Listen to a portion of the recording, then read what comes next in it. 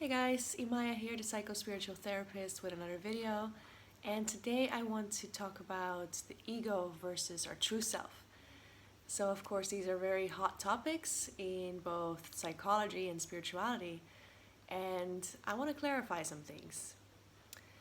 So from the psychological perspective, we look at the ego and we see it as something that we have, like the personality, as something that we have to strengthen. When we go to therapy or when we take on a psychological perspective, we see okay, we have a baseline of what it's like to be human. This is what we call normal, and anything that deviates too far from it, we need to fix that. We need to heal the ego. We need to heal that personality that is kind of out of whack right now. This is very important. This is very needed at times in society. But there's a limitation to it. Because then we look at spirituality, and our spiritual teachers tell us the ego is actually the only problem that you have. It is what is blocking you from realizing your true nature. So which one is true? Are we spiritual beings and should we kill our ego? And is the ego our only problem? Or are we human beings and we need to have a healthy personality identity? It's a little bit of both and it's a little bit of neither, as per usual. So this is why this whole channel and everything is called the Psycho-Spiritual Therapist, because I believe so strongly, I see so strongly that these two are actually never separated. And it is our trying to separate these two views that is causing us to confuse certain concepts and not really getting it. And then you have two camps where one says we need a healthy ego and we need boundaries and we need judgment, and the other camp is no, you don't need all of that, and this camp is saying, oh, it's spiritual bypass, and we're not really getting anywhere. Alright, so the way I see it is your ego, your sense of self, your identity, all of the thoughts that you think are you. Your name, your gender, where you live, where you grew up, what your job is. And basically, all thoughts that you think and all belief systems that you have and everything all thoughts that you attach to, that whole construct. And then what comes out of it, how you express yourself, how you live, what your values are, all of that. For the purpose of this video, we're going to call it ego. Your ego is simply a construct that we develop. It is a coping mechanism. It is what we develop when we start to experience the loss of our true selves pretty soon after we're born, and we come into a very, very, very conditioned world with tons of rampant thoughts and belief systems that have nothing to do with reality, that have nothing to do with the reality of who and what we are. So as a newborn baby, we come into that, and then as young kids, we continuously feel this discrepancy of feeling, remembering in a way who and what we truly are, which is so joyous and so happy and so abundant and so carefree. And then we come into a world that is fearful, and there's a complete fear frequency on this earth. And so we need a coping mechanism. We need a strategy to fit in. And we lose these natural qualities, these natural states of being. We lose touch with them, like love, like compassion, joy, happiness, exuberance, even inner peace, all of these things. And so in the place of what is real, we construct something that is like the real thing, but it's not the real thing. This is a really important one to understand. We are emulating the qualities of our true selves, of our true nature. That, in a nutshell, is what your ego is. But because it's not the real thing, it does end up having many, many limitations and causing us to you know, at a certain point in life, we all figure out it's not quite right. It doesn't quite fit me. And this is why we have to work so hard to perpetuate it. Again, look at my previous video about negative belief systems and why they have to work harder than positive belief systems. Is because they're not really real and they're not functioning that optimally. So they need a lot of maintenance. This is why it can feel so hard to be a human being. Because this self that we think we are is a coping mechanism. And it doesn't really fit us perfectly. And we start to feel that discrepancy. Some of us stronger than others.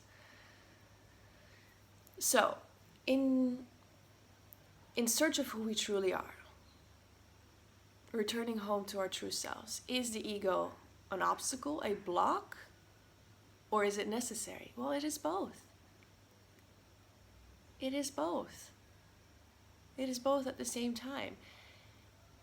A psycho-spiritual perspective is simply one that says we needed this to survive. It was a raft.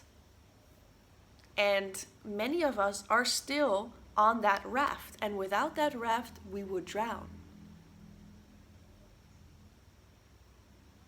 And yes, we can swim and reach the other shore without it. However, it's maybe not possible for everyone in every single moment. And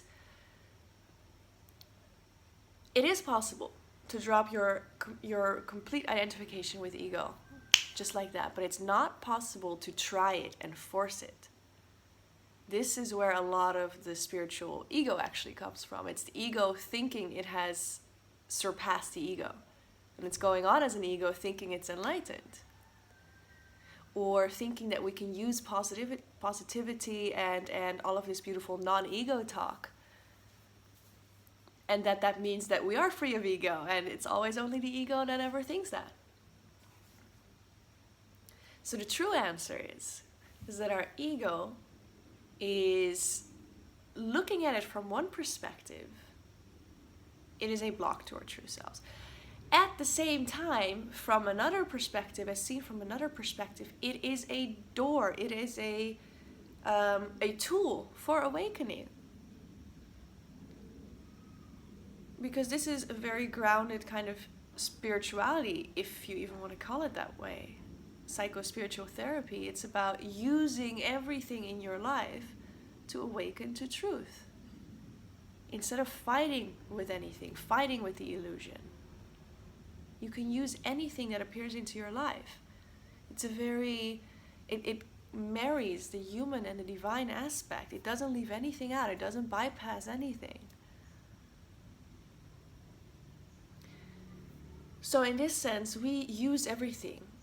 And especially our triggers, especially our fears, especially our upsets, especially our problems. Because yes, those things are created.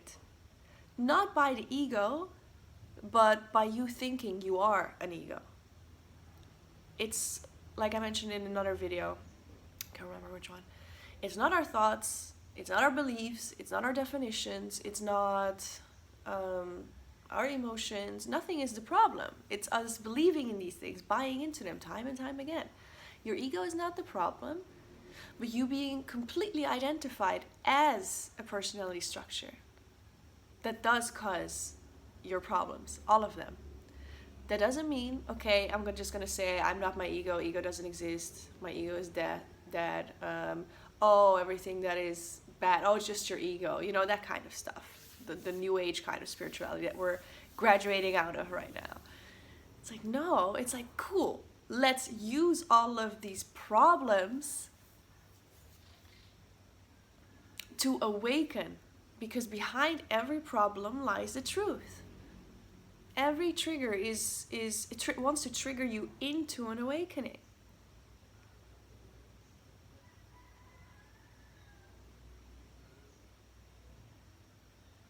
So, to recap, your ego is just a coping mechanism. We all have it. We all desperately needed it. there is no reason to get rid of it. It's about integrating it. It's about maturing it. That's the only thing. That's the only thing we need to do. We use our ego day after day after day after day to see what the ego has issues with. We see the truth lying on the other side, and then that part of our ego is understood. It is accepted, it is integrated, it is matured.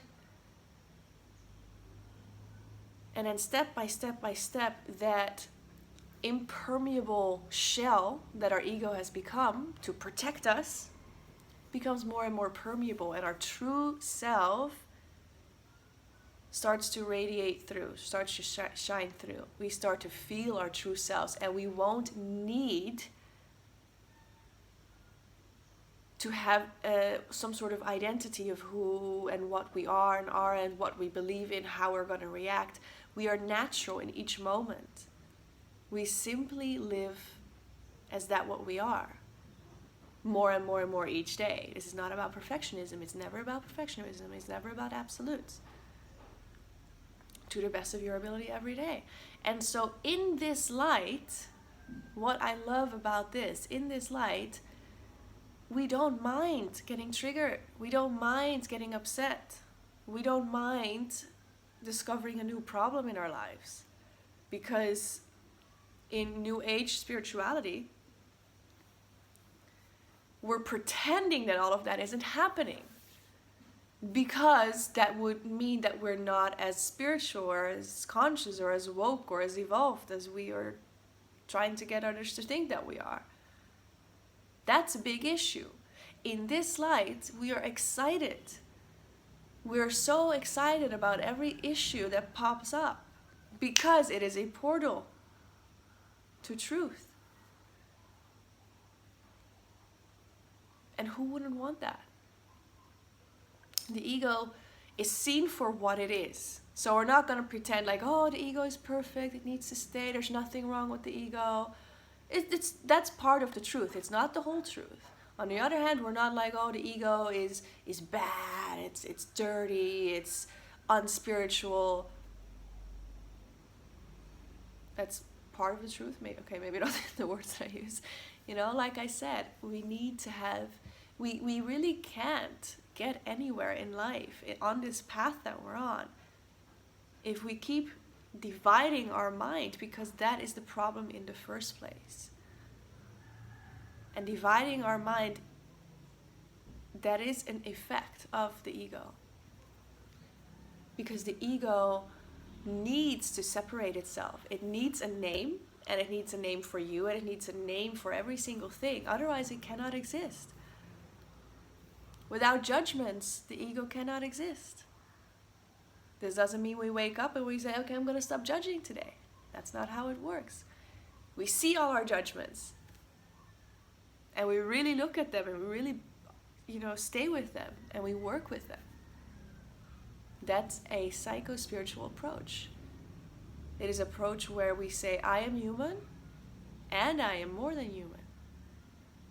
Let's find out what that is. And if you're watching any of these videos, then that means you do know that you are more than just your name and your body. And it is your name and your attachment to your body and your attachment to your image and your attachment to your partner and all of those things that you can use to see the truth behind them.